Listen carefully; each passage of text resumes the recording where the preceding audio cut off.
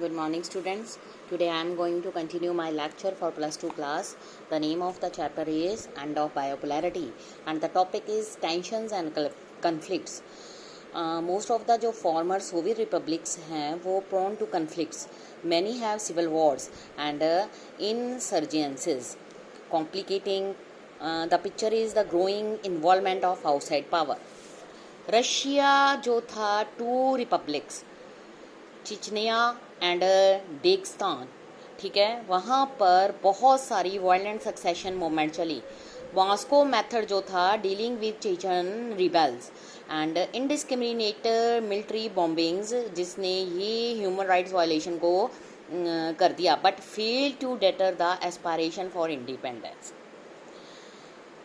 Central Asia जो Tajikistan था witnessed a civil war जो कि लास्ट टिल 10 years तक चली 2001 तक. Region as a whole has many sectarian, ठीक है, कन्फ्लिक्ट्स.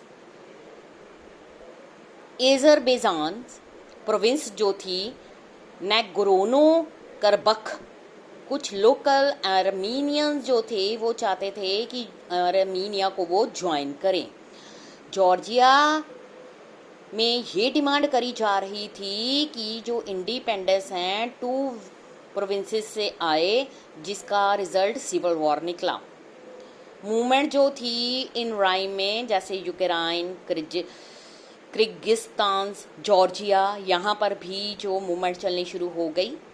जो कंट्रीज थी उनके जो प्रोविंसेस थी रिवर वाटर पर उनका लड़ाई झगड़ा चल रहा था जिसके कारण पूरी तरह से इंस्टेबिलिटी आ चुकी थी जिसके कारण ऑर्डिनरी पीपल की जो लाइफ थी बहुत ज़्यादा डिफ़िकल्ट हो गई.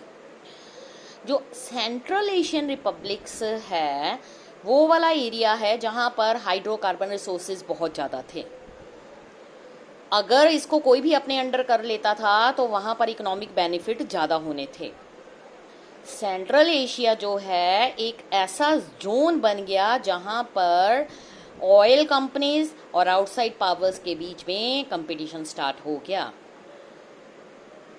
रशिया के बाद अगले रीजन थे चाइना, अफगानिस्तान, पाकिस्तान जो कि वेस्ट एशिया के काफ़ी क्लोज थे. 11 सितंबर 2001 के बाद जो यूएस है वो चाहता था कि उसके जो मिलिट्री बेसिस हैं इन रीजन में आएं. उसने सारे सेंट्रल एशियन स्टेट्स को अपना बेस बनाने के लिए हायर करने के लिए गवर्नमेंट्स को पेड करना शुरू कर दिया और उसने एरोप्लेन्स को ये अलाउ किया कि अफ़गानिस्तान एंड इराक में लड़ाई के दौरान उनके एरोप्लेन यहाँ से ऊपर निकलेंगे. जो रशिया ने परसीव किया कि ये स्टेट्स हैं नियर अब्रॉड और बिलीव करता था कि should be under Russian influence.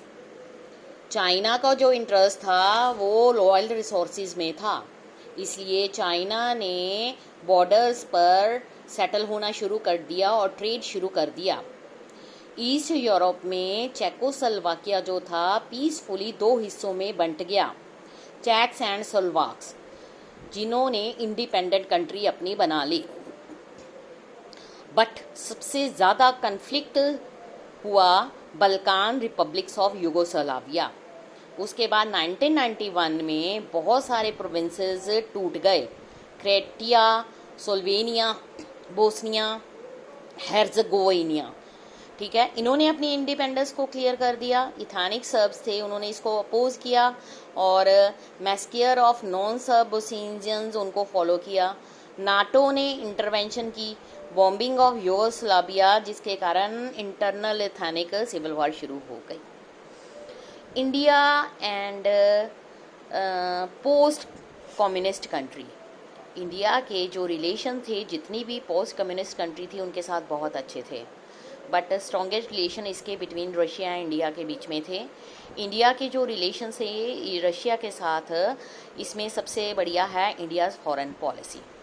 Indo Russian जो रिलेशंस हैं हिस्ट्री में अभी भी याद किए जाते हैं, ठीक है, trust and common interest and match by popular prescriptions. Indians hero from Raj Kapoor to Amitabh Bachchan जो हैं are household names in Russia, many Soviet countries. One can hear Hindi film songs all over the region, and India is the part of popular memory. Russia and India share a vision of multipolar world order. Multipolar world का मतलब क्या हुआ कि coexistence of several powers in international system. Collective security in which attack on any country is regarded as the threat to other countries and requires a collective response. Greater regionalism, negotiated settlement of international conflicts, independent foreign policies for all countries and decision making through bodies like UN, ये सारों ने इनको strengthen कर दिया. Democratized and empowered. More than 80 bilateral जो agreements हैं वो sign किए गए between Russia and Asia as a part of Indo Russia strategic agreement of 2001. India के रशिया के साथ जो रिलेशन थे उसमें काफ़ी बेनिफिट मिला on the issue of like Kashmir, energy supply, sharing information on international terrorism, उसके अलावा access to central Asia and balancing its relation with China. Russia stand करता था benefit from this relationship because India जो है second largest arm market for Russia. Indian military को most of इस hardware from Russia से मिल रहे हैं. India is an oil importing nation. Russia जो है important to India has repeatedly come to the assistance of India during its oil crisis. India जो है seeking to increase its energy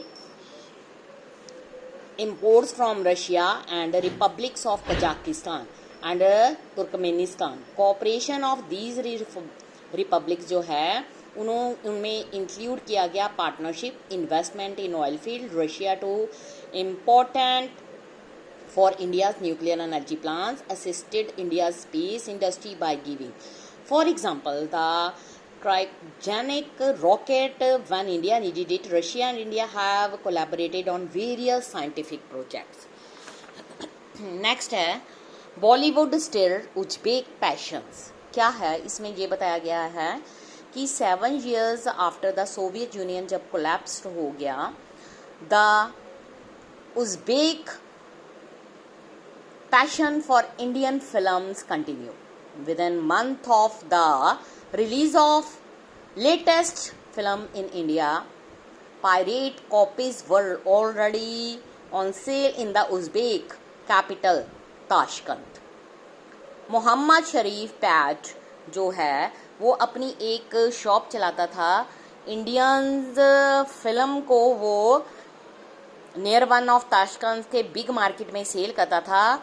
he is an Afghan who bring video from the Pakistani frontier town Peshawar.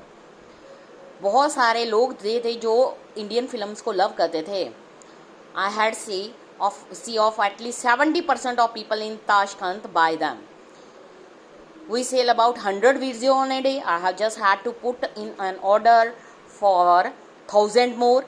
He says, उसने कहा, he the Uzbeks are Central Asians. They are part of Asia. They have a common culture. That's why they like Indian films. इसके अलावा history को share करते थे. बहुत सारे Indian जो हैं वो उज्बेकिस्तान में रहते थे. The passions the Uzbek have for their film stars has come as a bit of surprise.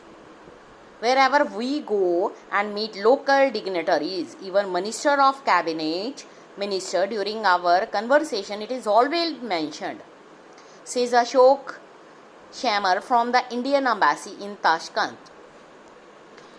उसमें बताया गया है कि this shows that Indian films, culture, song, especially Raj Kapoor's have been household names here.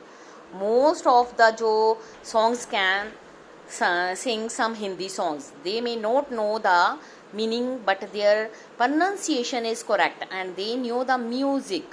He says, I have found out that almost all my neighbors can sing and play Hindi song.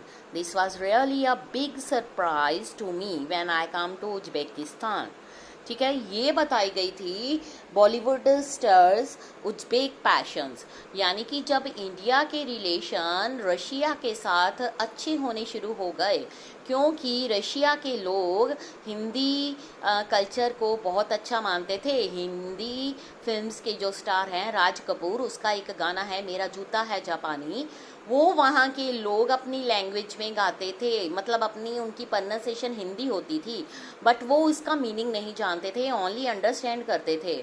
इस तरह से end of बायोपोलैरिटी हो गया, USSR divide हो गया, Russia and Soviet union अलग अलग बन गए, लेकिन एक यूनिपोलर मल्टी सिस्टम छोड़ के यूनिपोलर सिस्टम बन गया और वो था यूएस की पावर बढ़ती गई और उसने अपने अंडर सारे पूरे वर्ल्ड को ले लिया। इसमें इंटरनेशनल मॉनेटरी फंड और वर्ल्ड बैंक ने यूएस का काफ़ी साथ दिया।